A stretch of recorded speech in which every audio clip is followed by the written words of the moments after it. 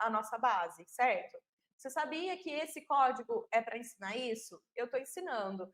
Tá tudo certo. Sabia que esse outro aqui é para ensinar isso? Eu estou ensinando. Pronto! Olha que legal, gente. Vocês sabiam disso? Vocês sabiam que dá sim para fazer essa associação de uma coisa com a outra e não achar que você está errada? E olha só, e aí, o que você vai fazer? Você vai abolir isso aí. Esse pensamento aí que eu trouxe lá na primeira aula, veja só que eu até coloquei uma frase que é um parágrafo lá de uma pessoa que falou em uma reportagem na internet e ela dizia, né, que aprender a ler e escrever envolve tentativa e erro, passa por mostrar para o outro, comparar, perguntar para a professora. Não é assim, tá? Aprender a ler e a escrever não envolve essa tentativa e erro, essa investigação. A gente não tem que instigar essa investigação por meio desse tipo de atividade aí que eu falei na primeira aula. Esse tipo de atividade está quase achando que a criança é um detetive.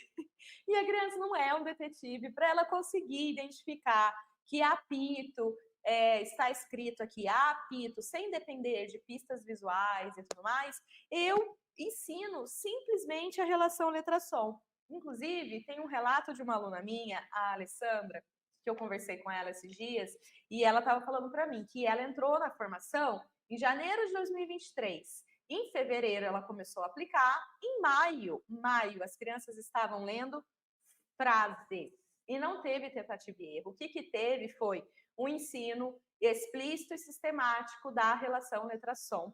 E mais do que isso, teve um ensino contextualizado, lúdico. Ela fala que ela é uma professora muito criativa e tudo mais, e que o conteúdo da formação ajudou ela a colocar essa criatividade para fora. Então é isso, gente. Não tem muito segredo, não, para a gente conseguir ensinar o que as crianças precisam. A gente precisa saber o que elas precisam e como ensinar. E não achar que a alfabetização vai acontecer dessa forma aí, como eu tinha colocado, né? Essa teoria que ela não funciona na prática, que a pedagogia é focada no levantamento de hipóteses e descobertas sobre o alfabeto. Por que isso não funciona na prática? A ciência da leitura vai dizer, né, que desaprender o errado é muito difícil. Então, uma vez que você automatizou um erro, então, por exemplo, a criança estabeleceu errada uma relação letra-som porque ela acha que K é formado pela letra K, por exemplo, esse som do K, da sílaba. Ela não conseguiu segmentar que o K é formado por A, pelos sons individuais da letra C e da letra A.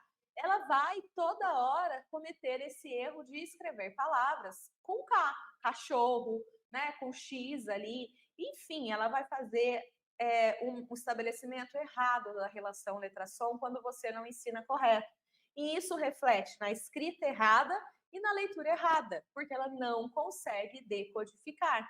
E quanto mais tempo ela leva nesse erro, desaprendê-lo é muito mais difícil. Então, o certo é garantir o ensino explícito e que o certo, né, o correto, seja estabelecido desde o início, para que a memória de longo prazo da criança seja fomentada com a informação correta. Isso custa menos para o cérebro, isso custa menos. E aí, a partir do momento que ela aprendeu o certo, guardou na memória de longo prazo, aí ela tem liberação de espaço na memória de trabalho para fazer coisas diferentes, aprender outras coisas, até que essas outras coisas vão ser memorizadas e assim vai, né? É assim que funciona a aprendizagem.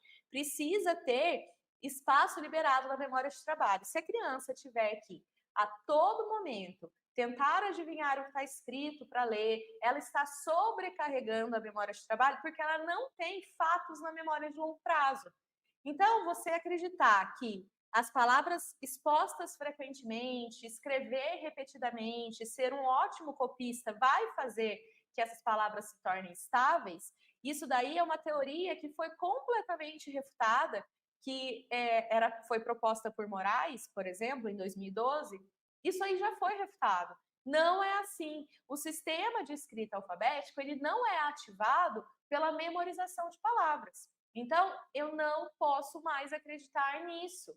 Isso aí já foi completamente refutado pela ciência da leitura e o caminho que eu estou mostrando para vocês é esse aqui. Eu tenho que ensinar agora a criança a mapear a palavra, pensar na palavra, mas não é simplesmente sem saber como pensar. Eu tenho que ensiná-la a pensar. E o ensinar a pensar faz parte, ensinar os fatos, os procedimentos, enfim, os elementos que eu falei na primeira aula.